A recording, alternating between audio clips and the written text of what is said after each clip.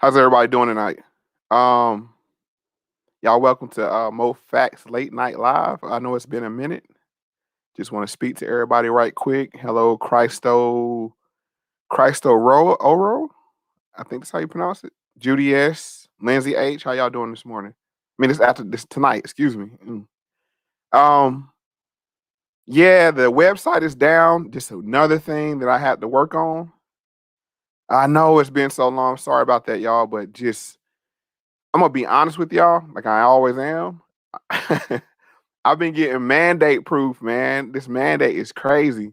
Um, so had to take care of some business just to get mandate proof.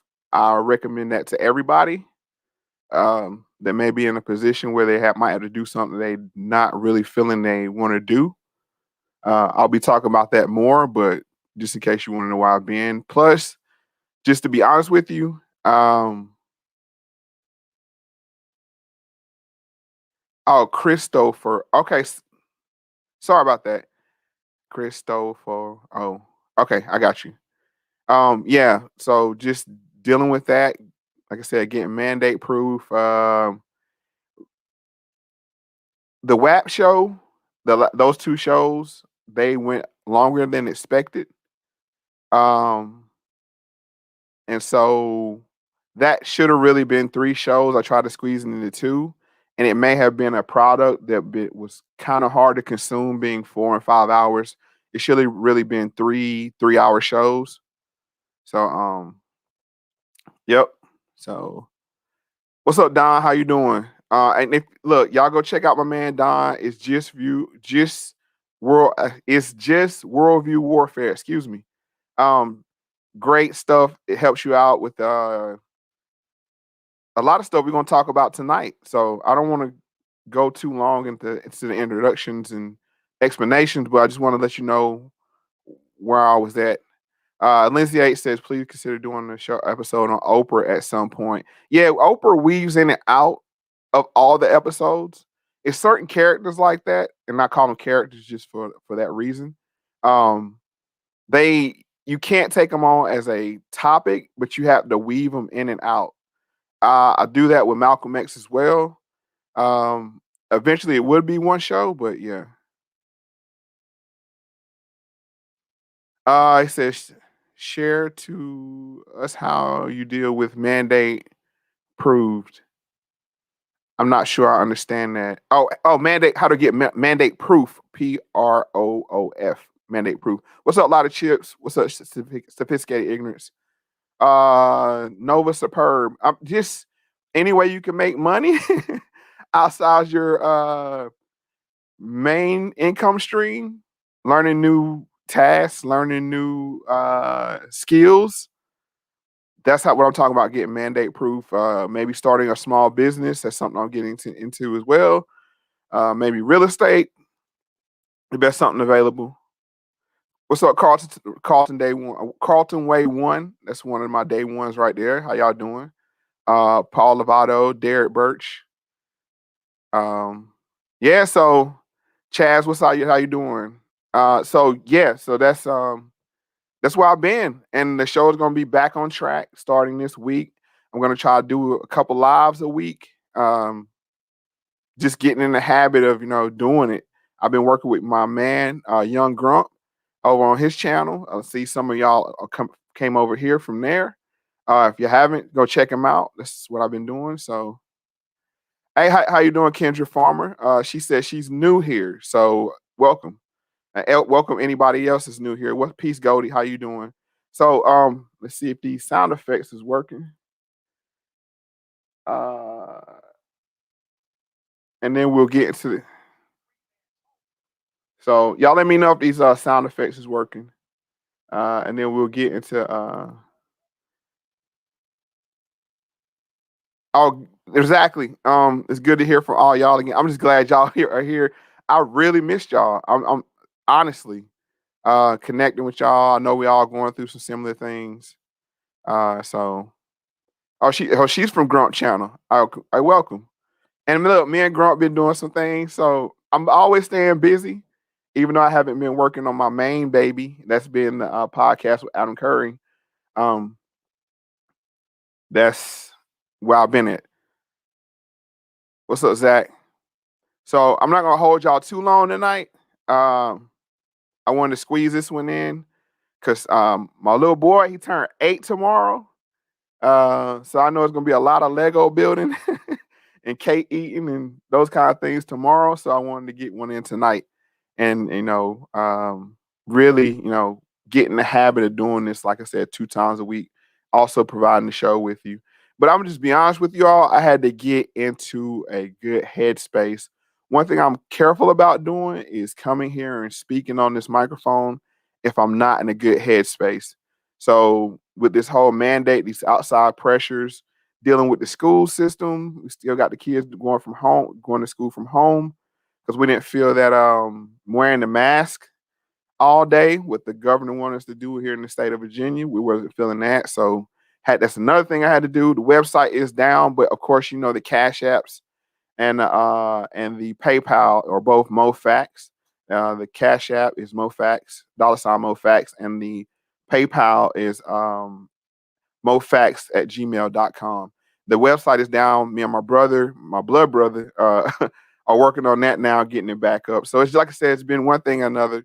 And for y'all to know, you can come under some kind of attack when you're trying to do the right thing. Yep. But with that said, we're gonna have some fun tonight. We're gonna talk about some serious things. But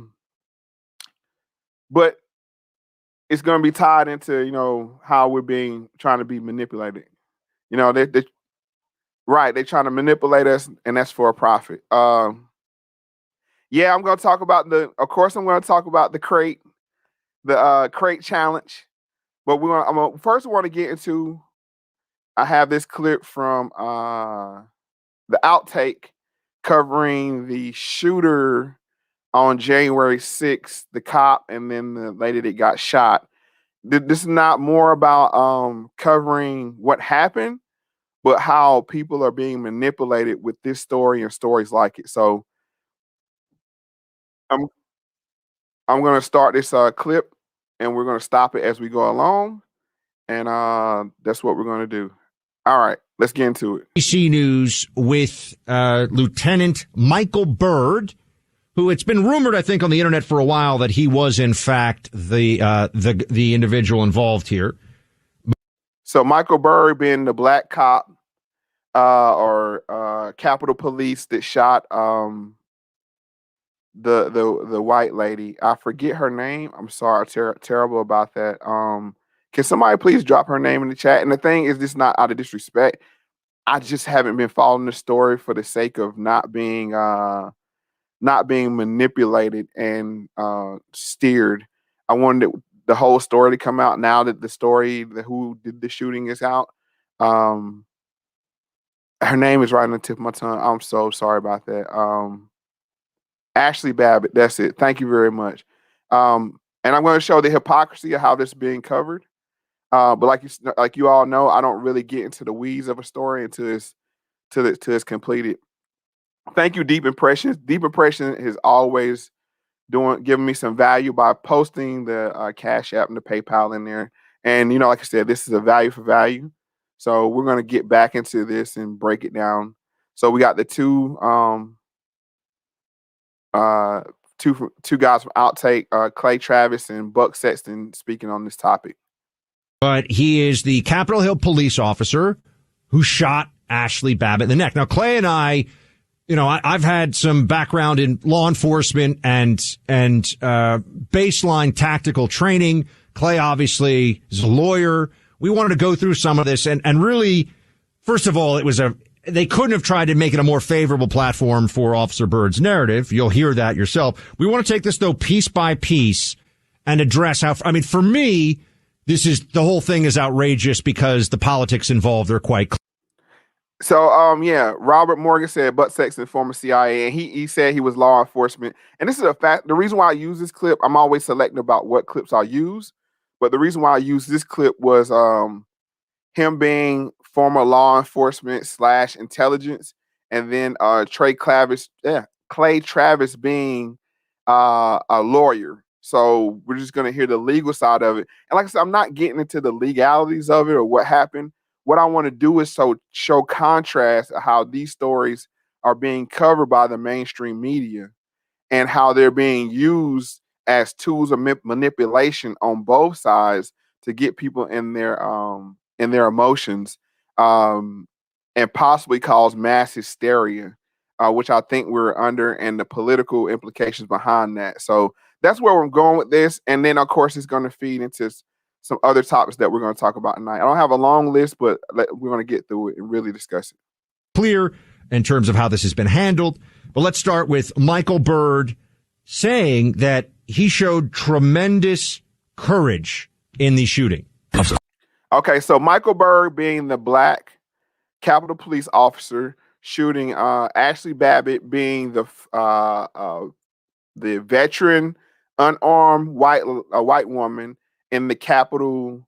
Some call it insurrection, some call it political protest, whatever side you're on. But we don't do extremes here. On this channel, we get into the weeds and try to break down what's going on. But of course, the contrast, and it's amazing how they flipped it, with the shooter usually being a white male and the victim being a black male. Now we have the shooter being a black male, and then we have the victim being an unarmed white female. So all this is used to play into the psychology of it and how to manipulate us with this story. But I'll continue. Of course I do.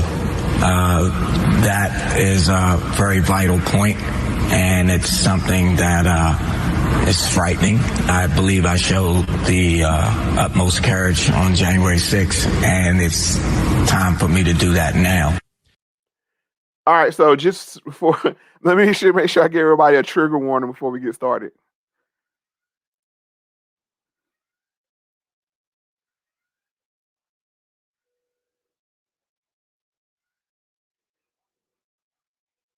All right, so that's for all the extremists out there, just so their hair don't get set on fire by us covering this topic as we get down into the details of it. The utmost courage, Clay. Have you heard any of the officers involved in fatal shootings that got a lot of national attention, and including times when an assailant was reaching for a gun or going for a knife? Have you heard any of them ever say, well, I showed tremendous courage in shooting that person? No, and if they did, we already have protests, but there would be mass rioting in the streets. I want to hear all these quotes, and I want our audience to hear them all, because I think with everything going on with Afghanistan, reasonably, this story has kind of slid under the radar. So hold on, you said it went quiet right when you were teeing that up. What do you mean teeing that up? Let me know. Are the sound effects working? If not, I won't use them tonight. But I just want to make sure everything's going right and nobody gets triggered off of this. Don said, I saw the video of her getting shot. It was surreal. Armed officers with big guns came to the scene real fast. Oh, let me go ahead and put it on the screen. Excuse me. I'm getting used to this as well. I like the StreamYard. Matter of fact, it's very helpful. But he said came to the scene real fast, but never raised their weapons. Right.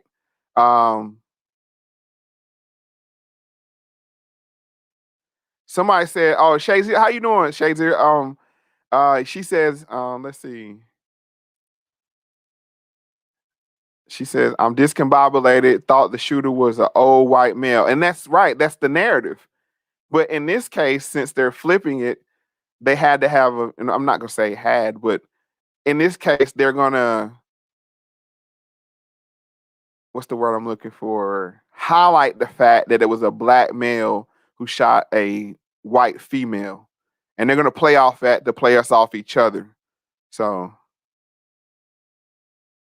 there was no sound effect. Okay, hold on. Let me see. Wait a minute.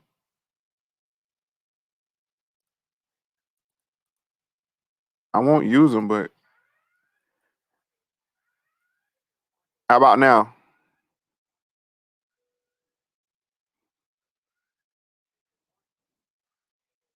All right, y'all let me know if that worked. If not, I won't worry about them tonight. Because I'm just trying to get through this story. Yep. So let's see here. Nope. Okay. All right. So we ain't gonna worry about it. He said it's real low. That's fine. So that one. Okay. My sound is fine. That's all that matters. All right. So let's get back into the clip of from the outtake. But I want to keep playing these quotes, and I just want you, as you listen to these quotes, just think what the reaction would be from Black Lives Matter if a white police officer who shot an unarmed protester had said all of these things, what the reaction would be compared to the comparative crickets in response to this. Let's just keep playing these clips because, again, I think a large part of our audience has not heard all of these quotes. And certainly, as you said, Buck, this gentleman had not even been named prior to this interview that he just decided to do.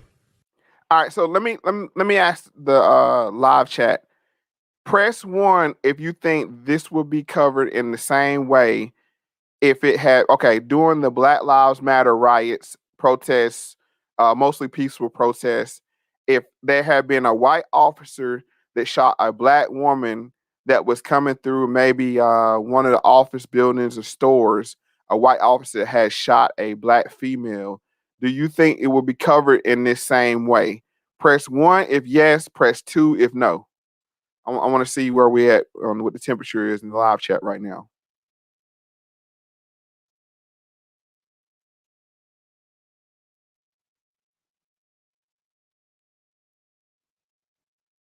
So twos. Yep. Okay. See, that's why I love the Factz family. Okay, because y'all know this would not be covered the same way.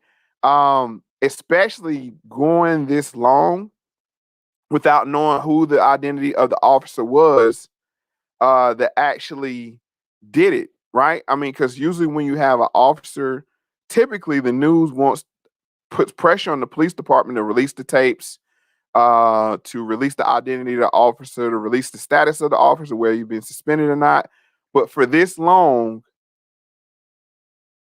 we didn't know the identity of this guy, this gentleman. And like I said, I want to be respectful because in actuality, he was doing his job. Did he do his job well? That's to be determined. But I'm just saying what I have a problem with is how these two things were covered differently and the hypocrisy of it. So I'm going to keep going with the clip. Here he is discussing that he believed Ashley Babbitt was posing an imminent threat. Remember, this is an unarmed woman still on the other side of the door, trying to break in and open a door. He has the gun drawn for he's plenty of time. He can see exactly what's going on. It's on video. We have video of this encounter. Here is what he says. I had been yelling and screaming as loud as I was, please stop, get back, stop. We had our weapons drawn. We see your arm out there for a considerable amount of time. Were you wavering? I was taking a tactical stance. You're ultimately hoping that your commands will be complied with, and unfortunately they were not. What did you think this individual was doing at that moment? She was posing a threat to the United States House of Representatives. See right there. This is my problem right there. He didn't say she was posing a threat to me personally. He said he was posing a threat to the Capitol. Now, I've been told all this time that people trump property, right? That's what we've been told this whole time, right? Is people, and I agree, human lives are more valuable than property. But all of a sudden now, and my issue is not with him. My issue is with the media, because the media is covering this totally different, and it's the reason why they're doing that. And like I said, I don't want to belabor the point, but we got to understand that the media is the one that is manipulating the masses. And this is very unhealthy because it can cause problems down the line that may be irreversible. So I feel it's my responsibility to hold the media accountable, but also hold people that consume the media accountable as well. So that's my point in this whole situation. And the fact is, they don't care. We talk about it on the show all the time. I talk about it ad nauseum, that they use black men for sacrificial lambs for their political purposes. They don't care about them at all. And we're seeing that now because now everybody is taking the side of law enforcement. See how that just turned 180? But let's see what you all think. Let's see here. Robert Morgan said different hypotheticals. Say the same officer shot a cold pink protester when they rushed the Kavanaugh. Exactly. It was that he had his gun ready, and he was prepared. It wasn't like a split-second decision like we saw with the officer that shot the young girl out in Ohio, where he pulled up on the scene and immediately had to pull his weapon and make a decision, which they gave him a hard time, even though he was trying to save a life of another black girl. So, I mean, it's amazing how they do these things. And the reason why I'm doing this is, and I'm saying this is because I don't want us, being the Factz family, anybody that may be your family, friends, or associates, to be triggered and manipulated by these stories that they use to work up emotions. Let's continue. All right, Lawyer Clay. She's posing a threat.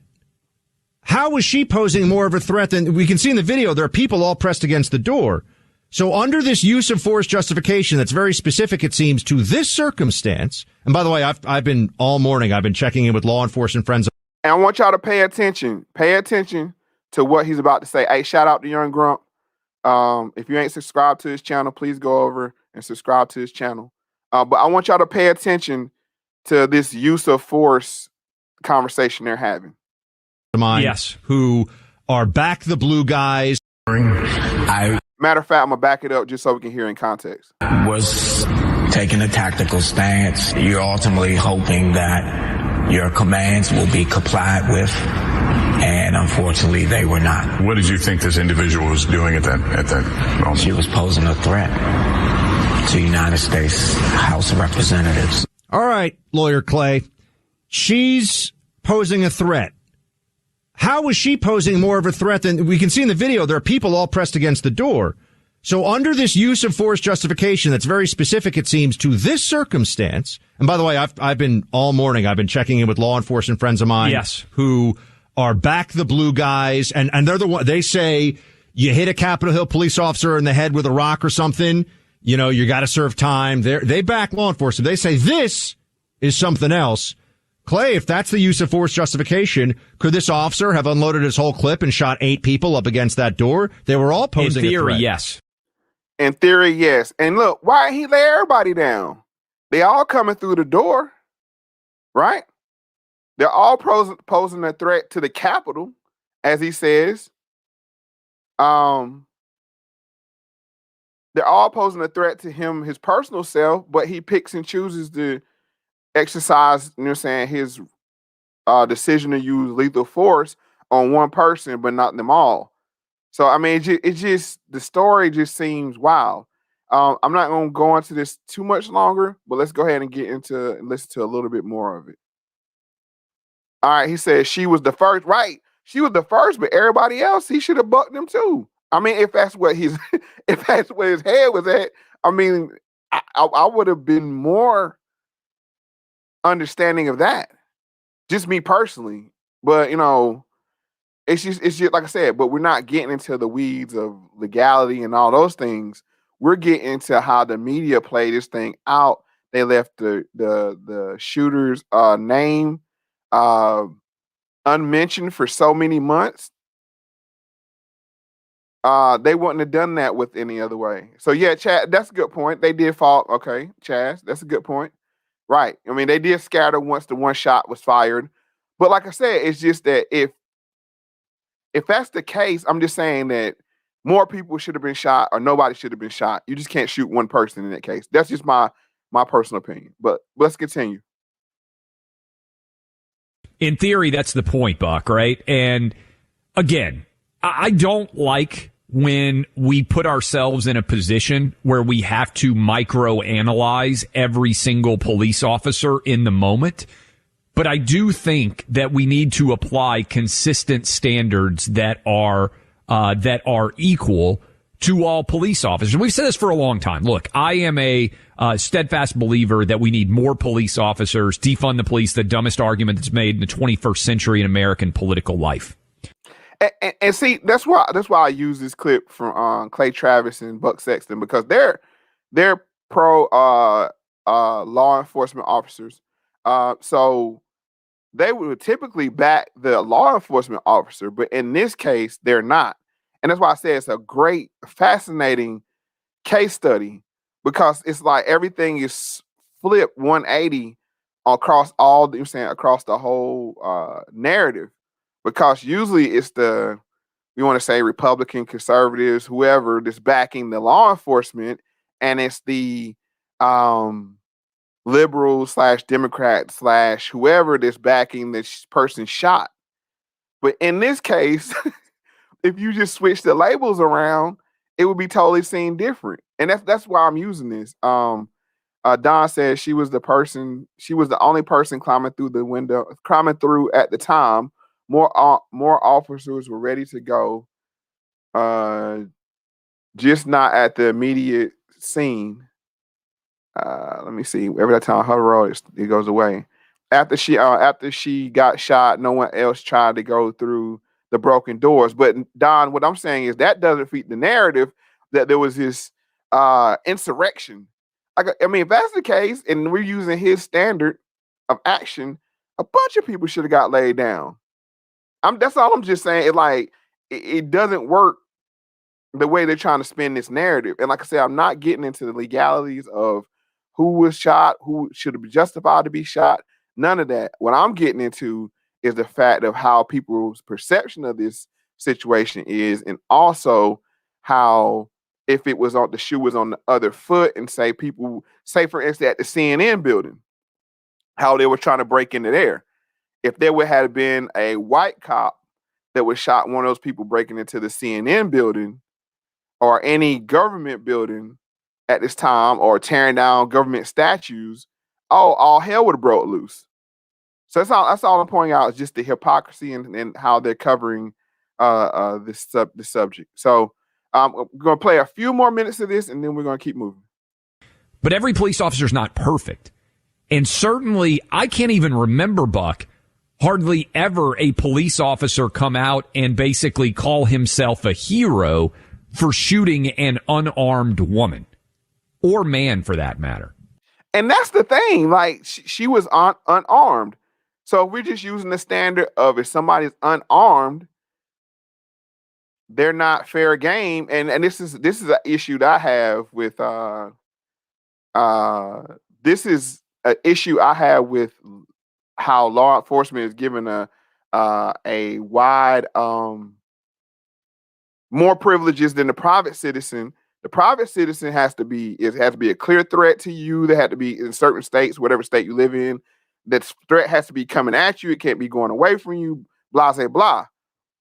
But these people that are way more trained have more bandwidth to act, which I find fascinating myself. Like I said, I'm not an extremist. I'm not on one side or the other. I'm a taxpayer, so the police work for me. You know what I'm saying? At the same time, if they work for me, then I should have a certain standard of how they treat people, and that standard should be clear. That's all I'm saying. But let's not get into the weeds of the details, but more into the media narrative that's being pushed. Let's see here. Let's see.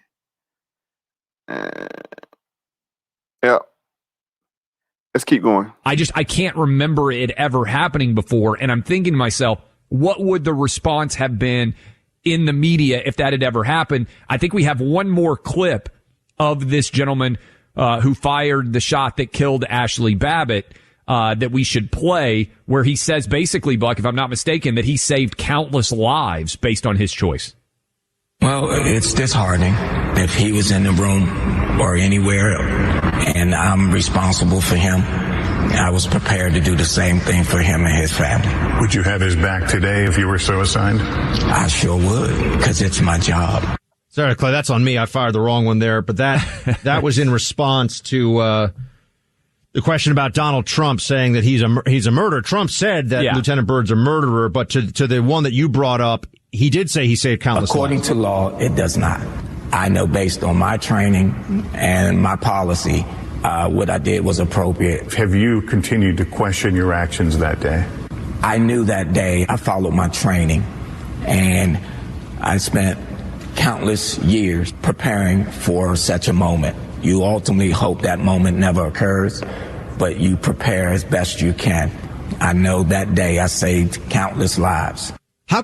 Okay, so once again, we're going to go back to the narrative. If there was a white cop that shot a person of color, aka colored person, if he said I relied on my training and I saved countless lives, that city would be with ashes. That city, we all know. We know what time it is. But the fact that, like I said, the media picks and chooses who we think are the good guys and the bad guys. This is why we need to have codes. This is why we need to operate off of logic and reason. That way you can't be manipulated. I'm going somewhere with this, so just hang in there with me. But we know. How do you save countless lives by just shooting one insurrectionist? It don't work like that. But all right, let's continue on. All right, so let me see what Chad said. Clay and Buck seem to understand the importance of being unarmed in this situation. Interesting. But if the hue of the participant was flipped, then their logic would go out the window. Okay, so that's my point. It's on both sides. This is not on one side. I can't specifically say on Clay and Buck about the unarmed, because I think they were pro George Floyd in that situation. Like I said, I'm not here to defend Clay or Buck. What I'm here to show is how this thing is perceived, because they sound like Black Lives Matter today when they're talking about this story. And Black Lives Matter is, and I don't mean that, but the people that were supportive of Black Lives Matter are hailing this man as a hero for shooting an unarmed person over property. So I'm just saying, it's just the weird mind trip here. But I think we've heard enough of that.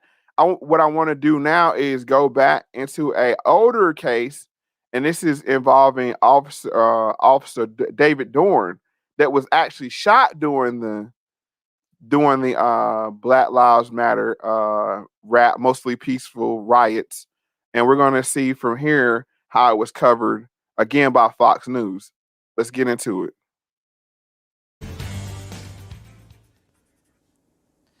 What we are about to show you will break your heart and give you a visual of a reality you won't find elsewhere. This is David Dorn in his very last moments on Earth. He's bleeding to death on a sidewalk in front of a looted shop. He's a former police captain protecting a store. His name, David Dorn. He was 77. His death filmed on Facebook Live. He was a black man, a family man, a good man. Black Lives Matter, but not to looters, rioters, and agitators. Shall we blame this on systemic racism? All right, so here we go. Here's a black officer killed, I think it was allegedly, by other black people, and nobody cared. Nobody cared. Why? Okay, now I'm going on the Black Lives Matter side. Why is it that when this officer was killed, nobody cared from the Black Lives Matter? He was just executing his job, trying to protect property. Once again, he was killed over property. And it's amazing. What this is going to show is the dehumanization and the devaluing of human lives. So this is even more telling. Somebody said, why is he smiling? Yeah, so but as Fox News picked up this guy, David Dorn's story for narrative, because they say, look, Black Lives Matter killed a black cop, to prove their point. So everybody's using everybody here. And like I said, what we need to do is stay above the fray. And like Don said, he said, I feel you, Mo. It's all just a giant trick bag. And that's my point. And if you're not familiar with Don's channel, please go check it out, because this is case in point to the worldview warfare. What they want to have us do is end the game, in the story, right? They don't want us to be, you know what I'm saying? It doesn't matter about right or wrong. It doesn't matter about left or right. It matters about being in the story, period. That's it. Once they suck you in, it's like the Super Bowl. You know, you might not be a football fan at all, but by the time Super Bowl Sunday comes, you're going to be pulling for one of those teams, one of the two teams. That's exactly what they're doing in this case. This is how you program society. You program computers with ones and zeros, yeses and nos. They want us to be binary. And that's why I push back against this and being freaking binary. Because what it does is it removes any room for compassion, empathy, nuance. You see what I'm saying? This is what I'm talking about. So we have to take these memes, these stories, diffuse them, humanize the people involved in it. That's why I deal with George Floyd. That's why I didn't speak on George Floyd right away. Because sometimes things are too sensitive to talk about at the time. So what you have to do is you have to let them breathe for a minute. Right? You have to let them breathe for a minute. Then you can have an honest and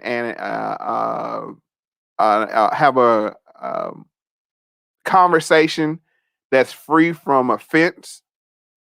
But no, that's what they want to keep us in the trick bag, as Don said. 1 or 0. Which one are you? 0 or 1, 1 or 0. Let's continue with the story. Who shot him? Who knows? A stranger? Maybe Seth Rogen or Patton Oswalt already bailed him out. Here are words from Mr. Dorn's family. It was censored over TVs, over stuff that's replaceable. And they forgetting the real message for the protests and the positiveness that's supposed to come out of it.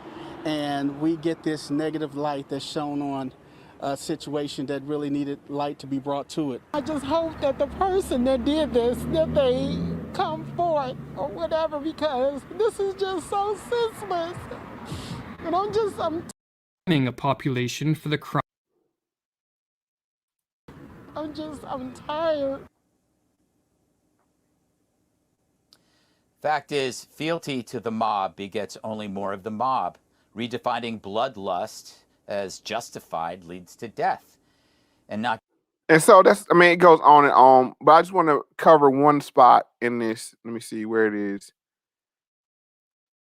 And this is what they do. They bring black men on here to talk about other black men being killed. And this is Juan Wilson, I believe, or Juan Williams. How you doing? What's up? How everybody doing tonight? This just came in. Yes. He said, I would say all news right now is just propaganda. See, we can't say that either. We can't be extremists. All mainstream media or majority of it is propaganda, but you have other options. And that's the point of what people like myself do and others, that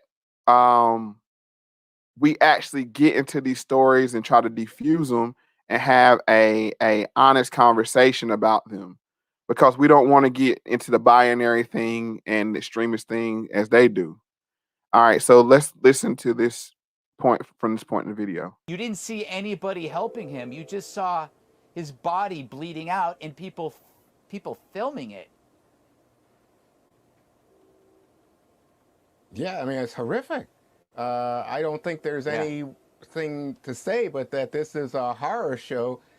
It's and the idea of the social media, and even I think somebody was saying, hang in there, OG, like old gangster, like someone was trying. But to me, I'm just glad that it was removed, because it's a human being. And so the people who did this, Greg, should be prosecuted to the fullest extent of the law as criminals. And wait for the but now. Wait for the but, because it's always a but. Now, he said, I agree with him. They should be But watch his butt, because I got to explain, give some background on him. He is a Democratic operative. He's an operative for the Democratic Party on Fox News. Now pay attention to his butt, though. And having taken a good man's life, I don't think there's any way to get around that. Now, let me say, I do have another viewpoint on this, which is that there's the but. He did it in a clever way, but there's the but. However, now let's listen to his how. Let me back it up a little bit and let me listen to his however. Now, let me say, I do have another viewpoint on this, which is that, you know, we're discussing his death, but we didn't discuss something like Breonna Taylor, the woman who was 26-year-old, shot 8 times in her bed as police execute a no-knock warrant and just rush into her house. There's more narrative. She was shot dead in her bed. We know from the details that was not the case. Not saying that her death wasn't tragic and not unwarranted, but that detail, that fact of being shot dead in her bed is not an actual fact.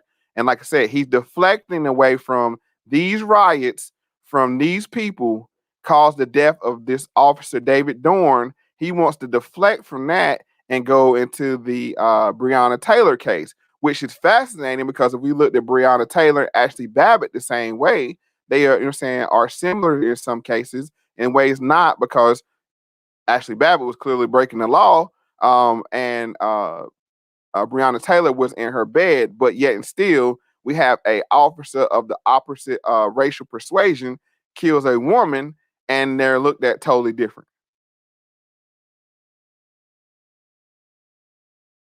It turned out to be the wrong house, but they killed this 26-year-old in her bed. And we don't talk about it. And I think that for lots of people, this amounts then to selective moral outrage. You know, right. That's my key point right there. Selective moral outrage. That's the point I'm making right there. And that's all I wanted from this clip, is that everybody's doing damn selective moral outrage. And that's it. And just another one. Here's a case of a man that was killed. Here's a case of a federal officer that was killed during the BLM riots in Oakland. Let's get into it. Friends and family are mourning the loss of 53-year-old Patrick Underwood of Pinole. A source confirmed with ABC7 Underwood was the federal officer shot and killed Friday night. An assassin cowardly shot 2 Federal Protective Service contractors as they stood watch over a protest. The shooting happened at the Federal Building off Clay Street in Oakland around 9:45. Patrick's sister, Angela Jacobs Underwood, posted this on Facebook. My brother, Dave Patrick Underwood, a federal officer, was murdered on 5/29/20 in Oakland, California, while on duty during the riots. This violence must stop. Her spokeswoman told ABC7's Dan Noyes that Ms. Jacobs would issue a statement about her brother. Now, federal officer, right? Now, so say if they had, and I don't wish this on anybody, but had killed a federal officer at the 1/6 insurrection / trespassing / mostly peaceful protest. And I got to say, I got to keep the same energy on both sides. If that was the case, how would that been covered? Because we've seen how they use people that died for unrelated issues. Oh, I'll say not unrelated, but not directly related issues that they tried to roll into the death count of the 1/6 riots. But while ignoring all the deaths that happened during the Black Lives Matter riots of 2020, the summer of 2020. Like I said, it's this media.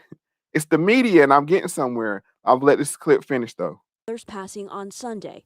She is too distraught to comment today. A friend that knew Patrick from middle school tweeted, quote, his name is Patrick Underwood, and he also went by Dave. He was a kind, compassionate, empathetic soul with a smile that could light up a room. Hold on, let's see this one I'm talking about right here. Red Forest says, I never heard about Underwood and I followed it close. See, suppression. Most people have never heard of David Dorn, and even less people have heard this of Underwood. Right? Because it didn't feed the media narrative of black men being killed due to the Black Lives Matter in name only, because it was mostly white people, non-black people out there doing the riots. But guess who they get left holding the bag? Black people. And at the same time, guess who's going to be left holding the bag for shooting Ashley Babbitt? A black man. Do y'all not see here? Hello. Is it making sense now? But let's continue. This world is gonna miss you. A senior DHS official told ABC7 News the shooting of the two officers are related to the protests over George Floyd's death. Hold on. 2 officers were shot and related. And here's your mostly peaceful protesting right here. Shattering glass, stealing TVs, stealing sneakers, stealing all the drugs on all the CVS's. Right. You see what I'm saying? I'll continue. But the investigation is still in its preliminary. And hold on, let's look at this. Let's look at this brother here. I say that flippantly, but this brother don't look very melanated to me. But this is the Black Lives Matter. This is the Black Lives Matter rally right here. And I'm not saying, look, I'm going to be honest with you. I'm not saying either that it wasn't no black people out there doing no looting, because I'm honest. But what I'm saying is, when that glass breaks, all civility, all law, all rule breaks with it. And we talked about this on the show that we did. I don't forget the number now, but this glass, this broken window effect is real, because this shows that the mob has control now. We saw the same thing in Afghanistan, which I'll be talking about at a later date. Once that glass was broken in Afghanistan, you saw the true colors. You saw what time it is. But I digress. Let's go ahead and finish. Let this clip finish. It's death, but the investigation is still in its preliminary stages. It's likely that there was a targeting of uniformed officers to the extent with which they were involved. Whoa. We have a targeting of government officials, a targeting of government officers, and none of you people heard about this? But they take Ashley Babbitt and make her the face of the insurrection?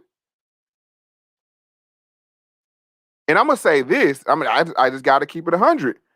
If that side over there on the right-hand side wants to get busy, they got the equipment to get busy. Let's not play them games. Let's not play them games like they not well equipped to get busy if they wanted to. That was just a pep rally. Let's just keep it 100 compared to what it could have been. That's what I'm saying. Because them boys, the real insurrectionists, they were nowhere near Washington. They were nowhere near Washington. They were somewhere in, the North Pacific, Southern, Southeast, some of these states, flyover states, doing target practice, getting ready. So let's not play them games. That was a straight up pep rally. Yep, that was a pep rally, bro. But you know what I'm saying? Because when they want to get busy, they can get busy, and they got the equipment to do it. And I ain't just talking about no pea shooters either. Don't play with me. Let's go. With our demonstration, we're really not sure. The DHS is calling the deadly shooting an act of domestic terrorism. When someone targets a police officer, that is an act of domestic terrorism. There we have it, folks. There we have it. They want to make everybody a terrorist. Don't you see how this works? You point to one side, the whole summer, the right-hand side was saying, those people out in the streets, they're terrorists. As soon as the insurrection happened, what did they say? Those people, January 6th, are terrorists. And the government rubbing their hands like Birdman, like, yep, all of y'all terrorists. Straight up Denzel Washington training down, putting case on all you. You know what the word he said. Don't play with me. Do not play with me. That's the whole point. They're going to put cases on everybody. They're going to open files on everybody. This is what this is about.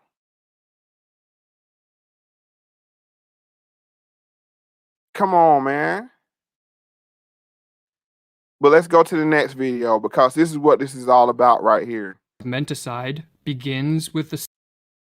This right here is, let me back it up a little bit. This right here is, I have the file name somewhere, talking about mass hysteria and hold on a second. Let me get the file name. I'm going somewhere with this, y'all. Mass psychosis. These stories is how they get what I'm about to play next. Oh, exactly. Thank you, Dre. Thank you, Dre. Thank you. Right. You see that? The unvaxxed. The unvaxxed are terrorists. Because you want to put nothing in your body, you a terrorist. You see how they doing us? Everything that they just use us to point the finger at each other, ones and zeros, to cause mass psychosis. Now let's get into this 3-minute video right quick. I want to go too long because I know Grunt about to go live in a minute, and I want to send y'all over there after we get done over here. Okay. All right. So let's get into mass psychosis now. Priming a population for the crime of menticide begins with the sowing of fear. Let's run. He coming in blazing. The first 5 seconds. Let's listen to that again. Priming a population for the crime of menticide begins with the sowing of fear. Priming. Let's sit here one more time, so I'll make sure I get it exactly right. Priming a population for the crime of menticide. Priming the population of menticide. Menticide. They're killing you mentally. How do you do it? Let's let them finish. Begins with the sowing of fear. Sowing of fear. Both sides pointing at each other. They're terrorists. They're terrorists, like that Spider-Man meme, right? Spider-Man pointing at Spider-Man. And the real powers that be, the real white supremacists,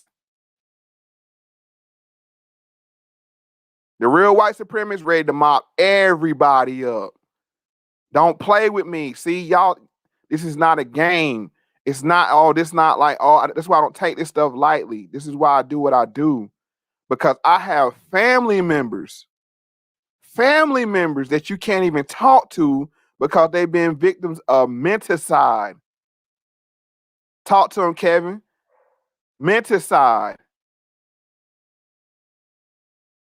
What's up, Natasha? Natasha be heavy with the comments too. Bingo, you read my mind. When people go into talking point made, I'm on alert. Right, they're victims. These people are victims of menticide. Twitter, TikTok. Now you see the YouTube shorts. I mean, it's like Twitter was like coke. Now TikTok is like crack. It just give you a 5-minute high, right? And then you just chasing. They just chase all day up and down their social media feeds, looking for another hit. Karen here, Black Lives Matter here. They're saying they're just chasing. And then they end up brain dead victims of menticide. And it's getting scary, folks. But see, we come here and we mock this because this is how you win this war. You have to mock these shenanigans. You have to say how ridiculous it sounds. We had to fire off memes. We had to fire off, every time somebody said a talking point, you had to let them know that sounds like a talking point. You sound like the news. Let's go. When an individual is flooded with negative emotions, such as fear or anxiety, he or she is very susceptible to a descent into the delusions of madness. When you have fear, you descend into what? Madness. Look what they got up here in the picture. Nuclear, stock market crash. If I don't know if you can see my mouse or not. The coof. The Rona right there. The Rona. This. Now look what they working back into it with Afghanistan. Look what they working back into it with Afghanistan. We ain't worried about the people in the desert for a whole 4 years. Now all of a sudden, and the way they came out of there, it was so we could go back in. That's the whole point. And Chaz, hold on. Let me touch on this point right here. Chaz says, my family think you're a conspiracy theorist if you bring forth info other than opinion that wasn't on ABC or Fox. Right. And even the term conspiracy theory now is on the terrorist list.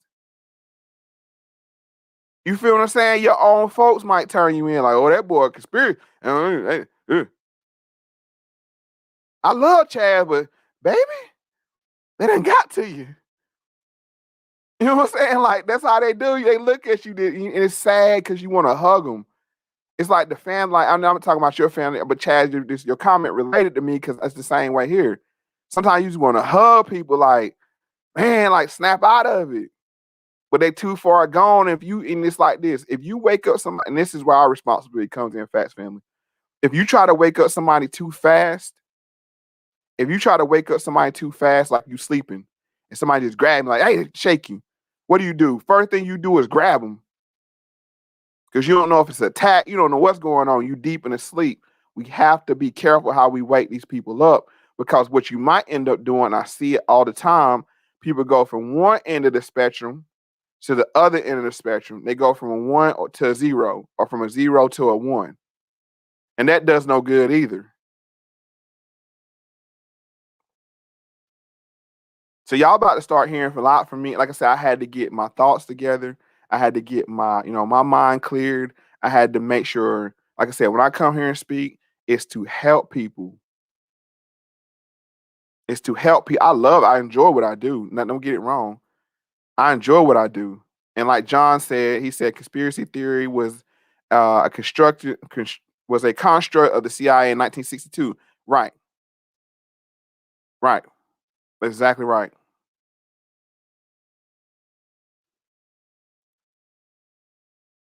And it's so not Yoda said, but it's tough. It takes a long time. It does take a long time to wake somebody up. What you have to do is kind of just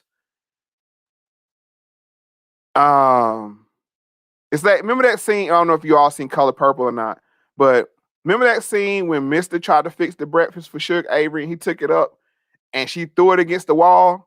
When Celie fixed it, she just kind of slid the tray in the room. That's what you got to kind of do. You just kind of like slide the tray in the room, just hit them with a couple questions. So what do you think about this? Don't try to hit them with like heavy facts, because you're not going to, what you're going to do is you're going to trigger them.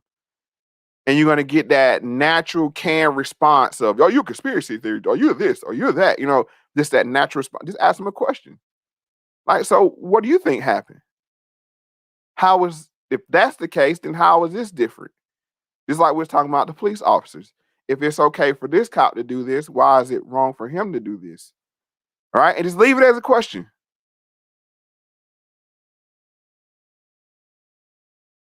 Right. If somebody says something about Alex Jones, same thing, right? They ban anybody that has any information that can be pertinent, right? So what we have to do, and now I'm not speaking specifically to Alex Jones, but hey, the man right when you right, you got to give credit. But at the same time, it's like, don't get caught up in the rigmarole of arguing with people. Just hit them with, just hit them with a little, maybe they're not ready to listen to the whole show from us for 3 hours. Maybe go find the clips. The clips are available. Ask them, hey, listen to this clip. Right? Right. So, don't try to wake them up too heavy, too fast. But let's go and finish this clip right quick.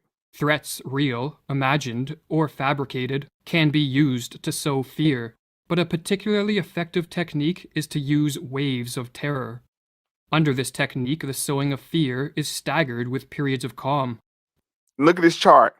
This is what they do, right? They ramp it up, and then it goes down. But then they ramp it up again, and notice the ramp ups get increasingly higher. So you're at a constant state, right? Like right now, everybody's Afghanistan. We got to go back. And they sit back, rubbing their hands like, oh yes, this is that. We left there in a bad way, so you'll beg us to go back. This is how this works. Right? And as soon as that got too hot, what they do? They threw you the officer of the shooting from 1-6. They say, okay, let's bring down the terrorism, but let's ramp up the race thing again. right? And once the race thing goes down, let's ramp up the Rona, right? You know what I'm saying? Rona go down. You know what I'm saying? That's why you think you're hearing about this officer all of a sudden. They're taking L's on Afghanistan. They're taking L's on the Rona. So now they got to give you know what I'm saying, oh, let's hit them with the race bomb again, right? Once that comes back, they're going to hit you with something else. The economy's next, right? The economy's down here is calm for a minute, even though we're going through record inflation and all this, right? So this is what they do, and these things are offset. Like when one goes down, another one comes up. That leaves you in a perpetual state of worry and fear, which makes you susceptible to be a cousin Eddie. And if you don't know what I'm talking about, go watch National Lampoon movies. Make you an idiot. Now, don't say that word likely, but they make you that way to where when you start hearing stuff, you take it literally. Just like I talked about on Grump Show. Y'all should go check that show out. Cousin Eddie in the National Lampoon's Christmas Vacation, Clark was going off about how he wanted to tell his boss out to his face. Cousin Eddie hear that, he think he's serious. You see how they don't play with these extremists. 2 to 5% of people are extremists. That's just a number I came up with, but I'm sure it's somewhere around there. They act on these things. Carter 11 says North Korea distraction will be next. They will usually bring that narrative up around the fall time. Right. Then they're going to use weather. We got to look at the hurricanes, right? It's going to be something. It's always something to keep you off kilter. Let's go ahead and finish this. Clip up right quick. But each of these periods of calm is followed by the manufacturing of an even more intense spell of fear. And on the process. What did he say? A spell of fear? His words, not mine. A spell of fear. That's why I tell you this stuff is witchcraft. Y'all think I'll be playing when I say these words about witchcraft. All witchcraft is control. If they can control your emotions, how you deal with your family, how you deal with your children, your dinner conversations. You see what I'm saying? It's exactly what they want to do. Let's continue. Goes, or as Mirlu writes, each wave of terrorizing creates its effects more easily after a breathing spell than the one that preceded it, because people are still disturbed by their previous experience. Morality becomes lower and lower, and the psychological effects of each new propaganda campaign become stronger. It reaches a public already softened up. While fear primes a population for menticide, the use of propaganda to spread misinformation and to promote confusion with respect to the source of the threats and the nature of the crisis helps to break down the minds of the masses. Government officials and their lackeys in the media can use contradictory reports, nonsensical information, and even blatant lies.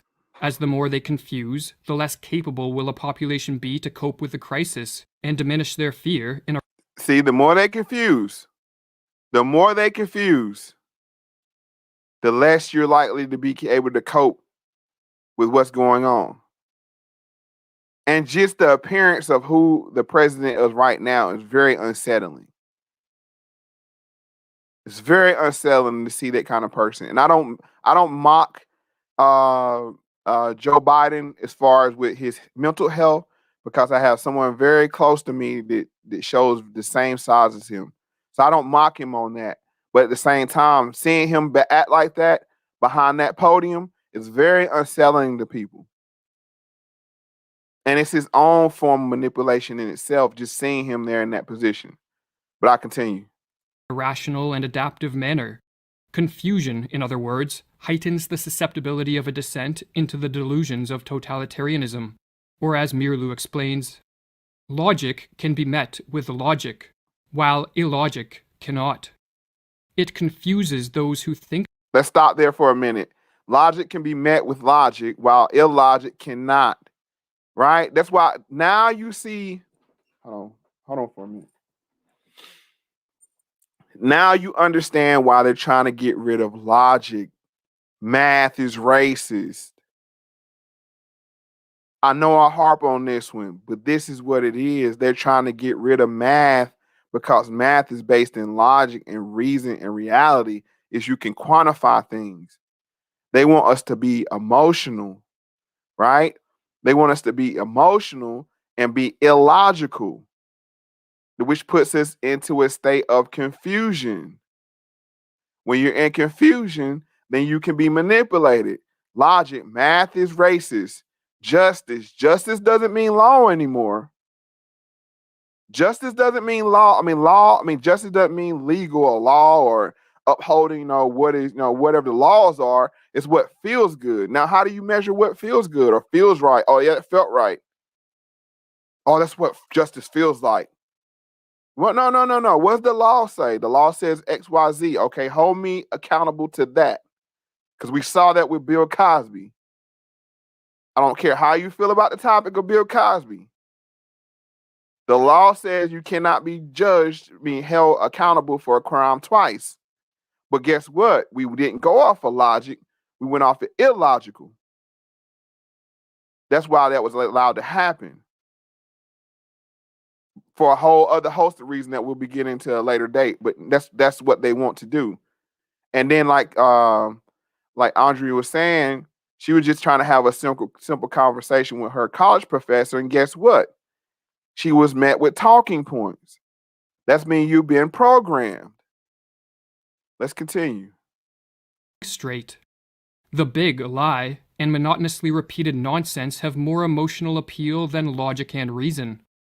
While the people are still searching for a reasonable counterargument to the first lie, the totalitarians can assault them with another. Never before in history have such effective... Let's stop right there because that's what gaslighting is.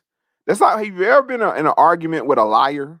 That's the most frustrating and tiring experience when you deal with somebody that's a liar.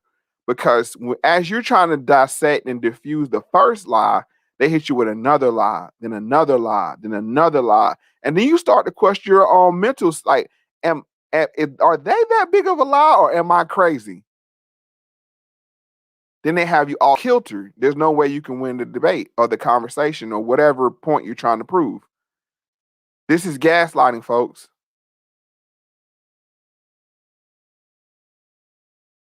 And I'm gonna just give you a little peek inside to Moe Factz' life. I told you I was dealing with somebody that deals with the same symptoms that Joe Biden is dealing with.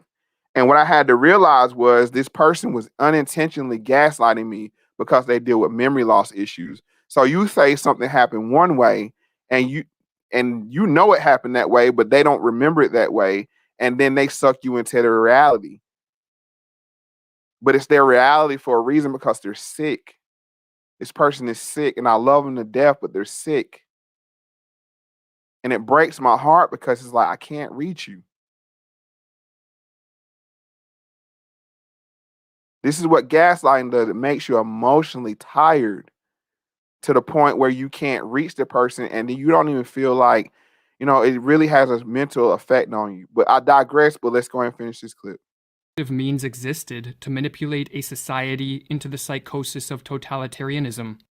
Smartphones and social media, television and the internet, all in conjunction with algorithms that quickly censor the flow of unwanted information, allow those in power to easily assault the minds of the masses.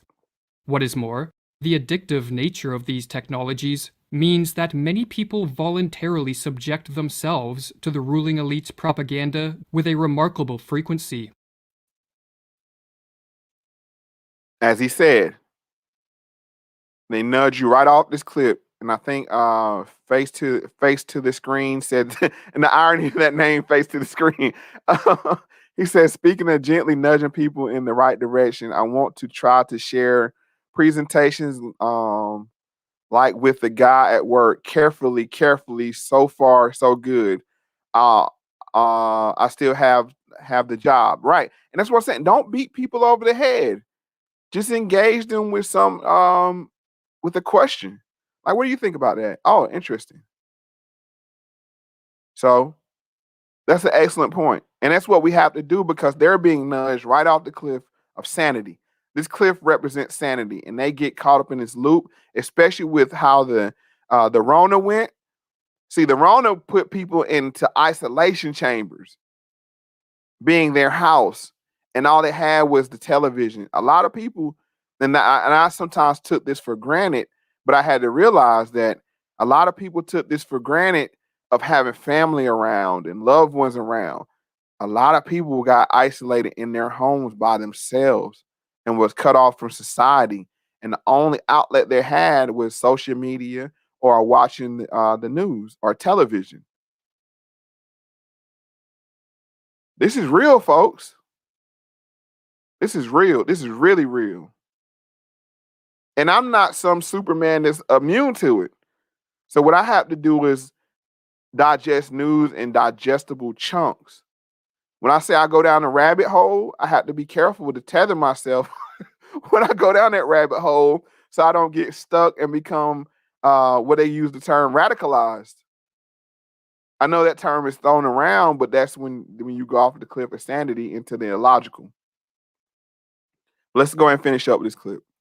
Modern technology, explains Mirlu, teaches man to take for granted the world he is looking at. He takes no time to retreat and reflect. Technology lures him on, dropping him into its wheels and movements.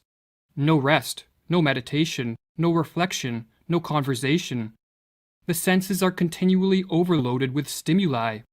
And that's the point. And have you ever thought, and the only reason why I know, I'm going to say this last thing, about this clip is, have you ever gave thought what our natural state is as far as stimuli?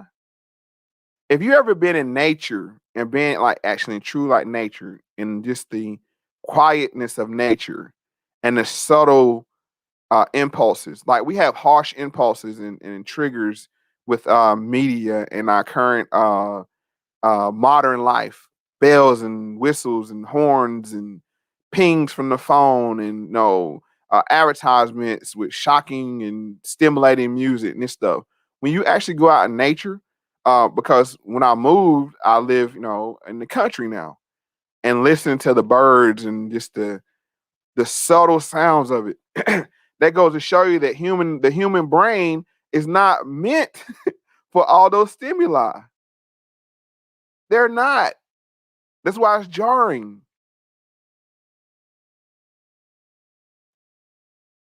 That's why it's jarring, so they know what they're doing when they continually overload you with stimuli. And this is going to be an evergreen clip that we go back to because we have to remind ourselves of this, that we're being manipulated. All right, let's continue on. Man doesn't learn to question his world anymore. The screen offers him answers, ready-made. But there is a further step the would-be totalitarian rulers can take to increase the chance of a totalitarian psychosis. And this is to isolate the victims and to disrupt normal social interactions. Say what? Isolate victims. Some people been locked in for years, for going on 2 years now.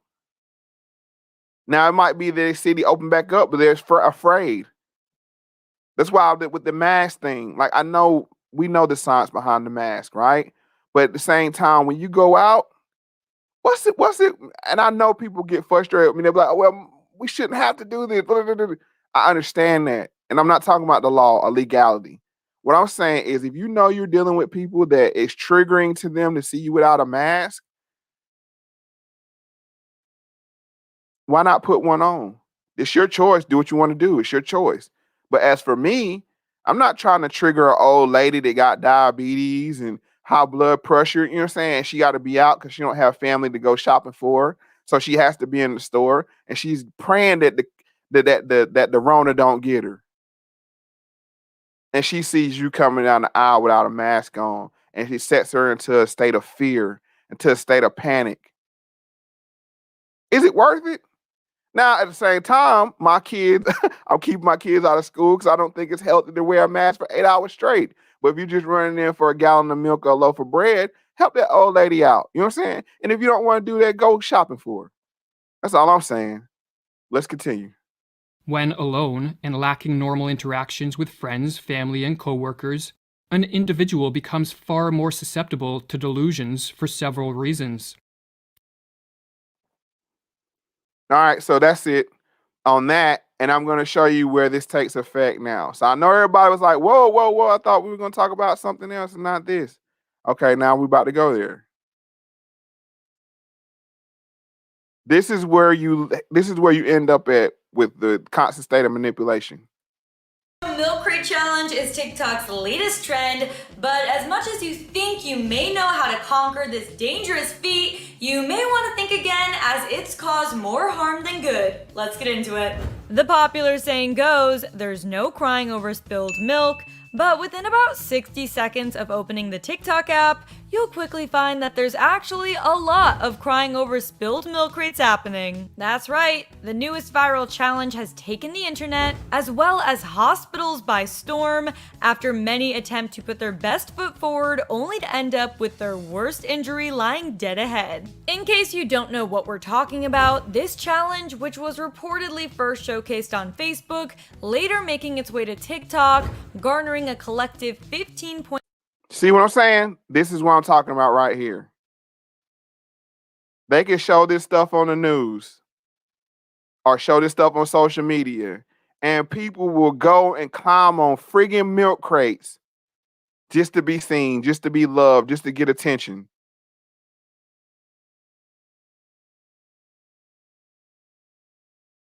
This is what mass psychosis looks like, folks.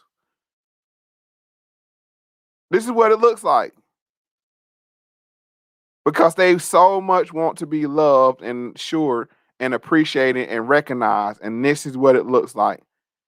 Them putting themselves in danger. And I'm going somewhere deeper with this, but let's go. Right. And here we go right here still, Dre. We say they got the sheep symbolizing rituals. Oh, we about to go there. Few more minutes. We're going to be out here in about 15 minutes. We're going to send y'all over to Grump channel if y'all want to go party with him. 1.3 million views involves stacking plastic milk crates ascending like stairs in which challengers have to climb each of them up and back down without taking a tumble. Hold on now let me go and show you what I'm talking about now. Wait a minute. I'm going to show y'all, like they said, assembling stairs, right? That's what they said, right? Assembling stairs is what they said. All righty, hold on one second. We going somewhere with this one. We're going somewhere with this one. We're going to come back to that in 1 second. We're going to come back to that one because I want to show this.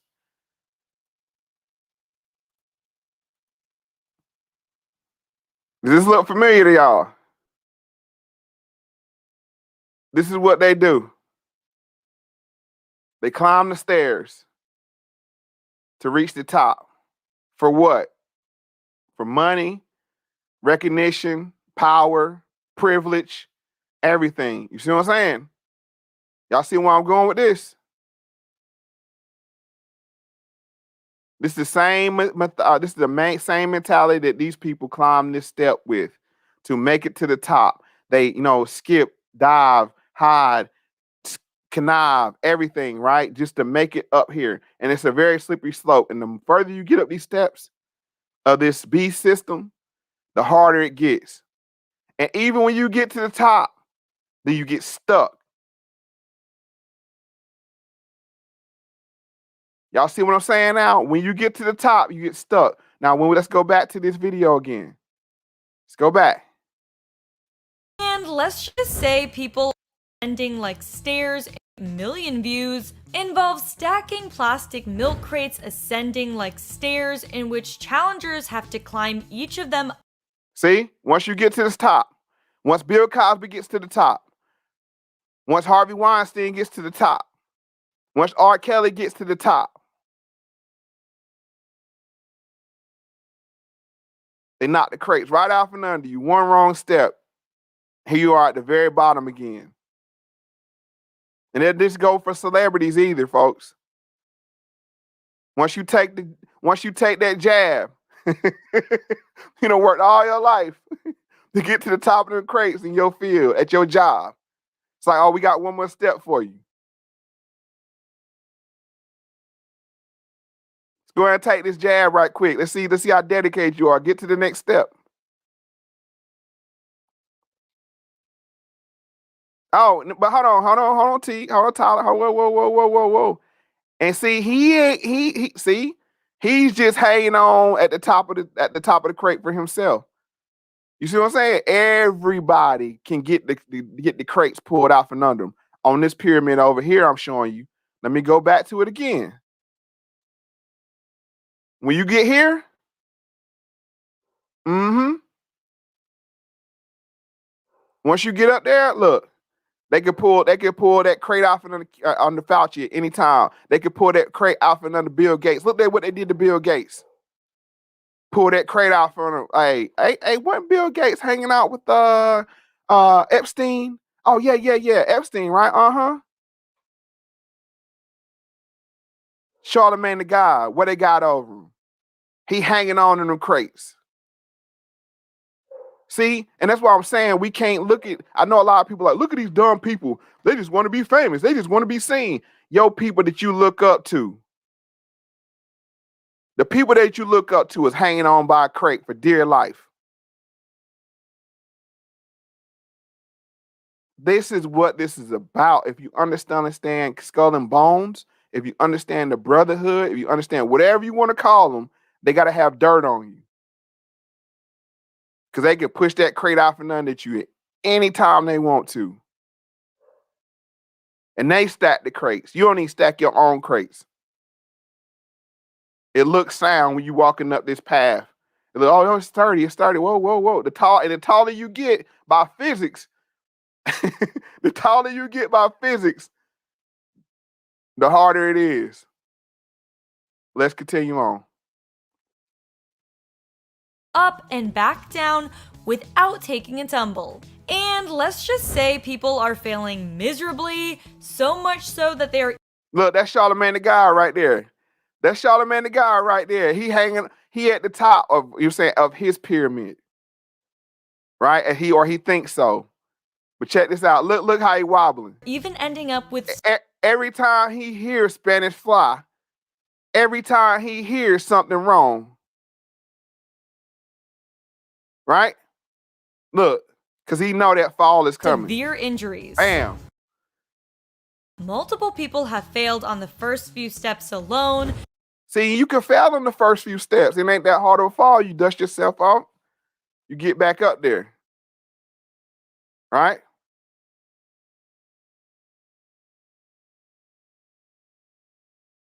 Shake it like a... Well, you wild. You said shake it like a crocodile. Oh, let me see. You said, Mo, what? Let me see. What is Kanye doing at his ritual live show? I haven't been following that Donda. I haven't been following that Donda situation because I look at like Detox and Dr. Dre. But even Kanye, and that's my man. Even Kanye on crates. You don't get to 5 billion and not be on a set of crates. Let's just keep it a buck with you. And that's my man. You know what I'm saying? Not like that, but you know what I'm saying? But that's one of my favorite celebrities. Let's see. Let me see what y'all saying. Let's go and finish this up. While some are on their descent back down and just can't seem to contain their balance. Despite the fact that one Houston woman who's gone viral put literally everyone to shame and while wearing heels, this challenge is not for the faint of heart and quite literally could land you in the hospital. Look, she calling on God. And that's what a lot of them do when they get to that top of that pyramid. They start calling on God. They start calling. Look at Tyler Perry. Yeah, like, bro, I'm trying to tell y'all this is symbolic of what's going on. But these same people, the same driving factor that gets people at the bottom of this crates to take that adventure up this ladder, up this, let me see, up this pyramid right here. See? The same ones. The same mentality. Let's go back at it. This Twitter user stated, ICUs filling up. Whoa. Hold on. Now, this is where I'm about to go right quick. I've been hearing this meme of if you don't take the jab, you shouldn't go to the hospital. Are we saying the same thing about these people that fall off these crates? Clogging up the ICU. I'm gonna address that meme too, because I've been seeing that being pushed That's gonna be on another show at a later date. But I'm gonna address that one because don't call the cops. I mean, excuse me, don't go to the hospital if you ain't take the jab. That's two different conversations. That is two different conversations. It's like saying, oh, if you criticize the police, don't call them if somebody breaking into your house. But I digress because I'm going to address that and the people that are pushing that narrative at a later date. Trust me. Y'all hold me to that. Let's go. COVID patients, half milk crate challenge victims. Another person shared a meme with the caption, "Them insurance companies watching y'all do the milk crate challenge like." Unsurprisingly, medical experts are highly advising milk crate participants against partaking in this harmful stunt. Dr. Sean Anthony, an orthopedic surgeon who specializes in sports medicine at Mount Sinai in New York, told the Today Show, quote, "The milk crate challenge is very dangerous and we are seeing many orthopedic injuries as a result of the falls." He added, "Injuries can include broken wrists, shoulder dislocations." This fool trying to go out there with a bike. It's like, and that's the thing. This is the next step. The next step. Okay, one person made it in heels. Let me go up with a bike. It's the same thing in Hollywood. One person made it with this. Let me top them. One person, went up, took the clothes off. I'm gonna make a sex tape.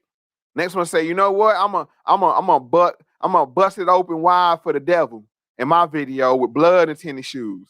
You see how it just ramp up? It's just like, okay, all right, that was impressive what you did, but now we're gonna turn it up another notch. It was just okay used to come out as a different sexual identity or persuasion. Now it's like, okay, you got to come all the way out. You got to be this. You got to be that. Like we're seeing with Lil Nas X, the same thing. Continue. ACL and meniscus tears, as well as life-threatening conditions like spinal cord injuries. Some celebrities have weighed in on the challenge, poking fun at the mindless trend, including the mindless trend. She said it, I didn't. The mindless trend. Mindless.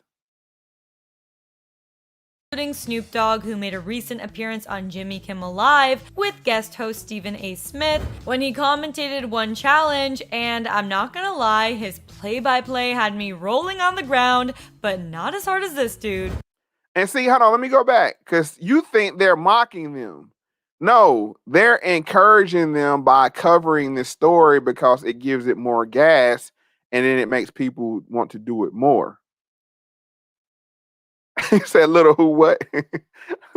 Little Nas X busting it open for the Prince of Darkness. That's where you got to take it to get up the pyramid now. Not as hard as this dude. Don't, them shoes is too big for this situation. They too big. When you start to shake, you know it's gonna break. Oh! Now look at that. You see what I'm saying? That's funny. That's funny. Look at this. They too big. When you start to shake, you know it's gonna break. Now look at that. Look at that face. That's when you know you messed up. Let's continue. Mark Ruffalo also joked that his Marvel character, the Hulk, refuses to partake in the milk crate challenge due to his hatred of stairs. All jokes aside, although it may be entertaining to watch, this challenge is extremely dangerous and should be taken with caution and maybe some full protective gear.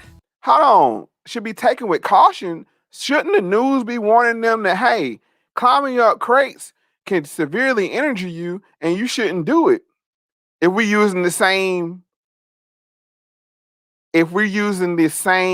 narrative and the same manipulation and the same shaming that we use with other situations that are maybe unhealthy, look how they shame when you don't want to do what they want you to do. Whether it's wear a mask or take the jab or whatever else. It's like, oh, you can't do that. Or you cost, No, wear protective gear is what they tell you, because this is what they want. They want you to be mindless sheep like they were mindless sheep, just on a bigger stack of crates. Let's go and wrap this up. Should you choose to take the plunge? For the latest latest TikTok trend that has proven to be harmful to your health. Click right over here for another clever video. Proven to be harmful to your health, and they say this jokingly, and I'm going to get into the last clip right here for the night, and then we're going to take a few questions, and we're going to get up out of here. Let's see.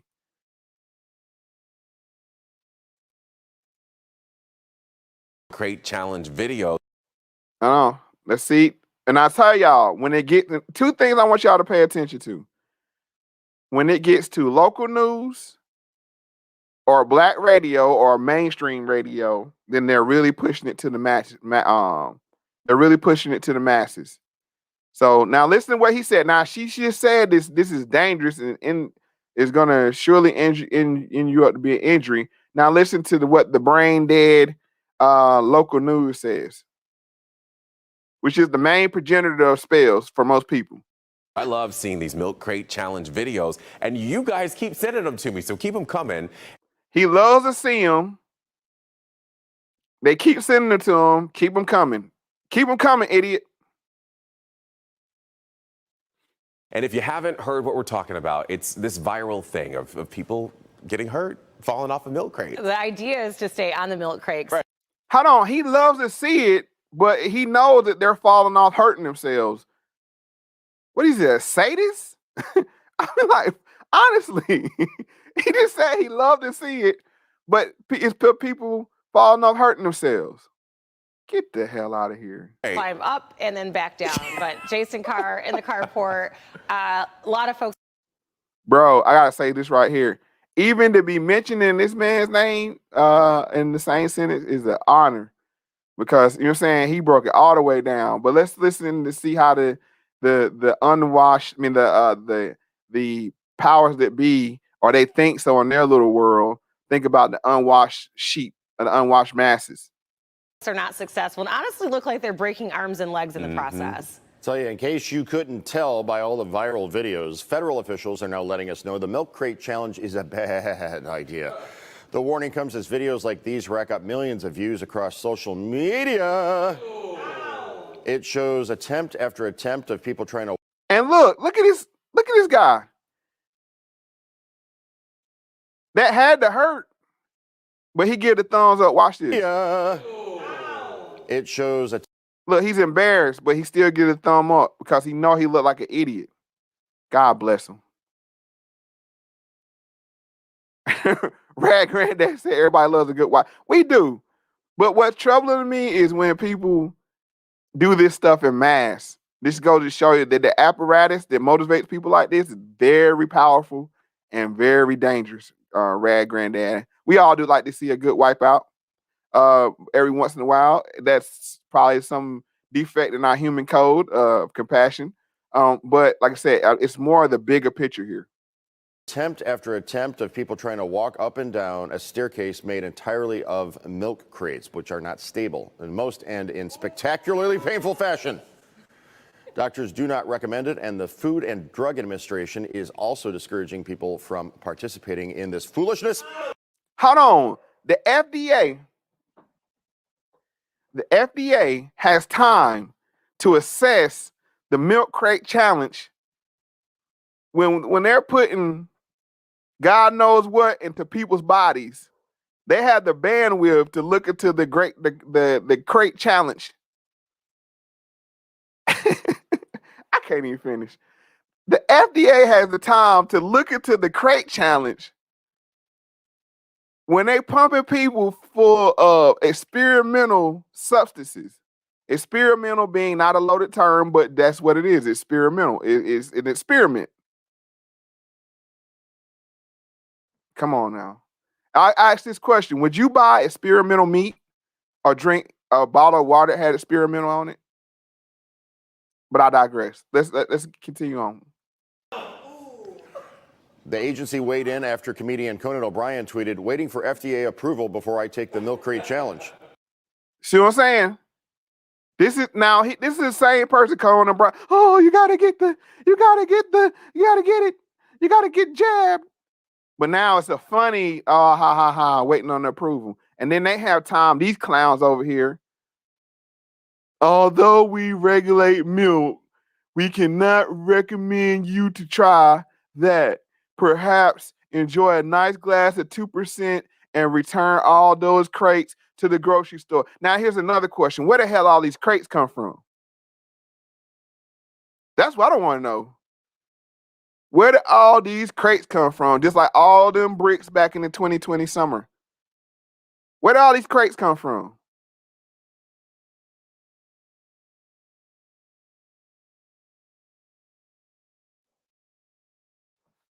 Think about that for a minute. He made the joke after the FDA approved the Pfizer COVID-19 vaccine.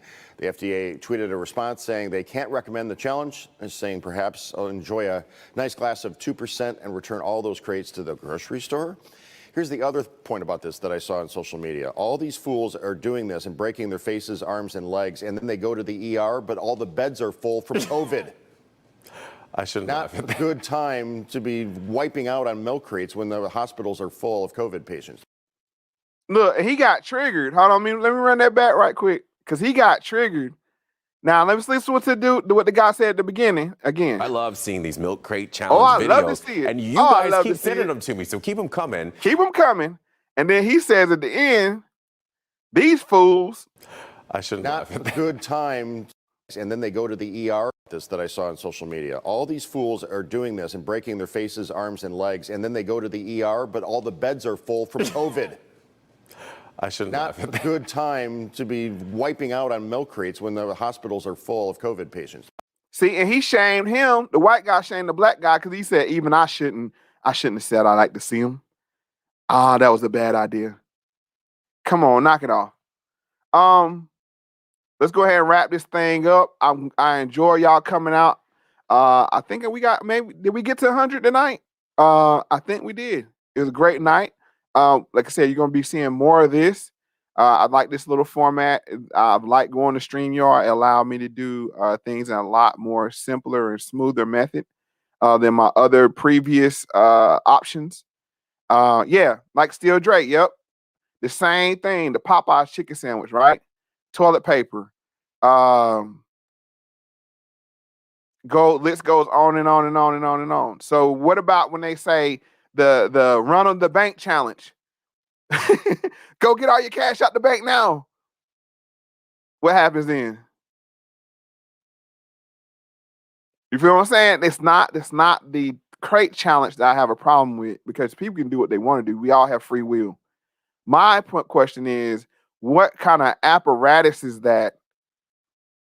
And how powerful is it that you can motivate people to take risky, unhealthy challenges?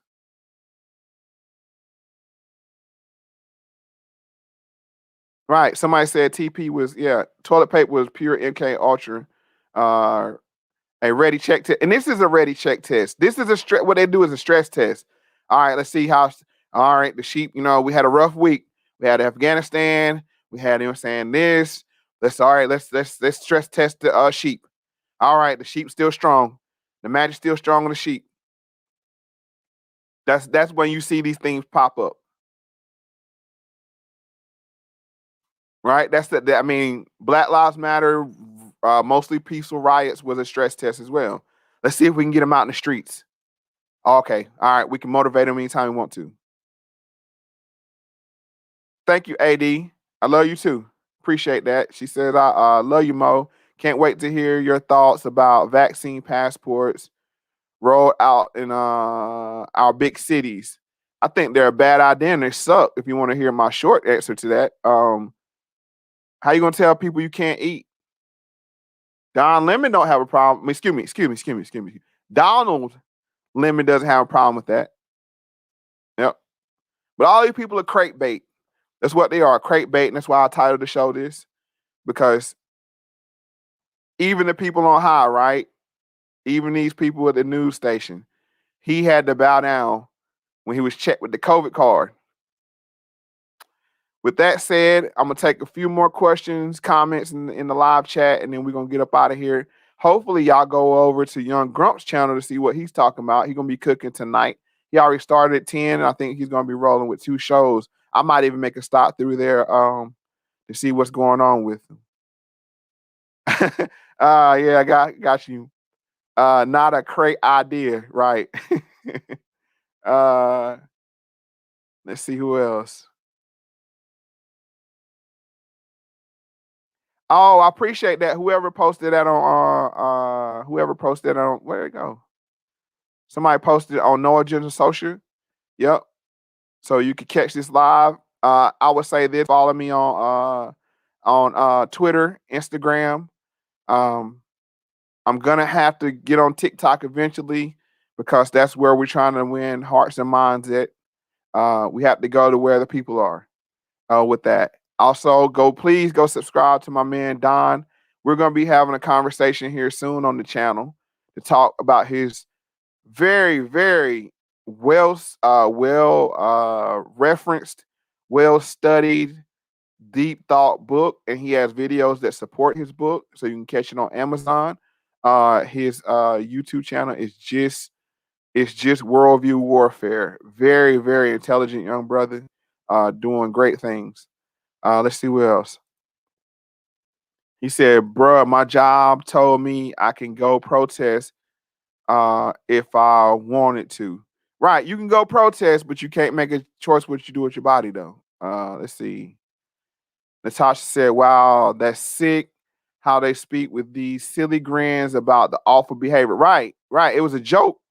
It was a joke until they let's say he played the Rona card on him, and he had to straighten up. And he was saying, "Fly right." Let's see here. Who else we got?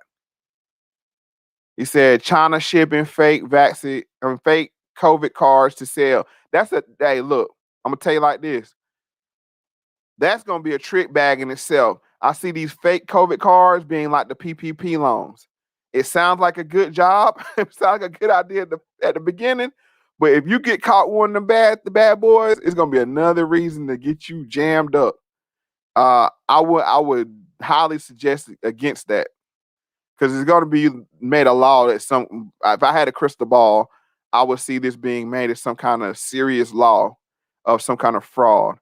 Sean M said, "Thanks for introducing me to Grump." Hey man, Grump's a talented young man. Talented. Oh, okay, so Tyler on YT said he came from No Agenda Social as well. I appreciate whoever posted that. Hey, value comes in many ways. One, prayer, well wishes towards me if you're not a praying person. Sharing, liking, subscribing, introducing people in person to the channel. And also, as well as somebody mentioned, is the PayPal and the Cash App, because this is value for value. I do not take any money from YouTube.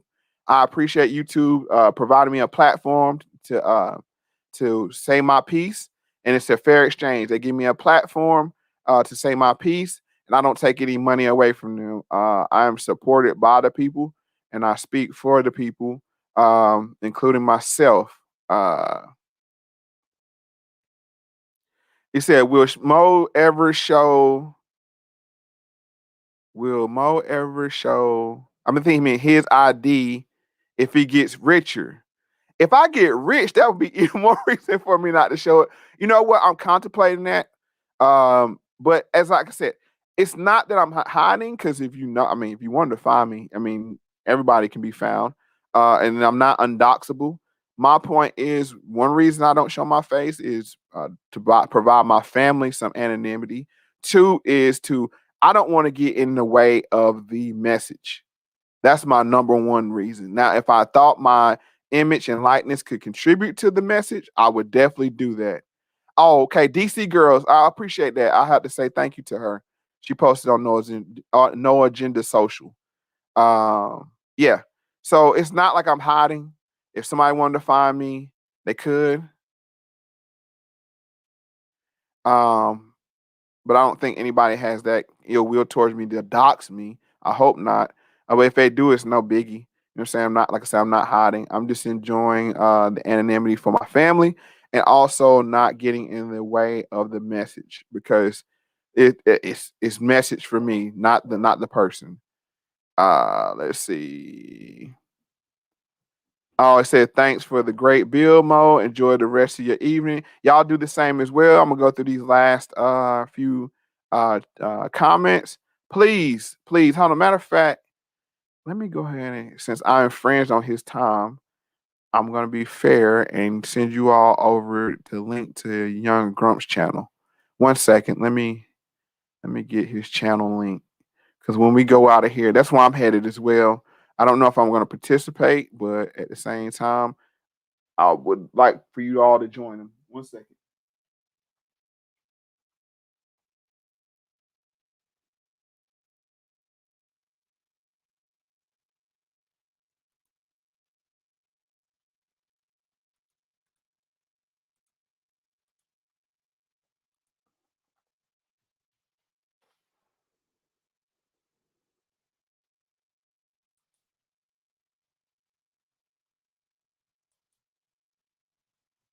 I don't know if how do you pin it?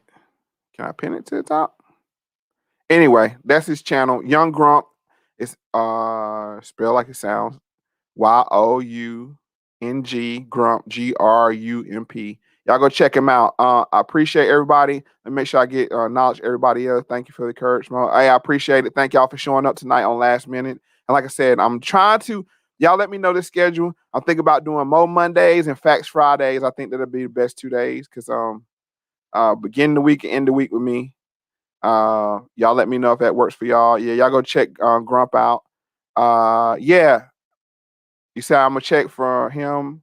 I'm gonna check him out because you vouching. Yeah, Young Grump's a talented young man. He does the nonverbal cues. I wish I had him here tonight to do some here. We're gonna be doing some collaborations together as well.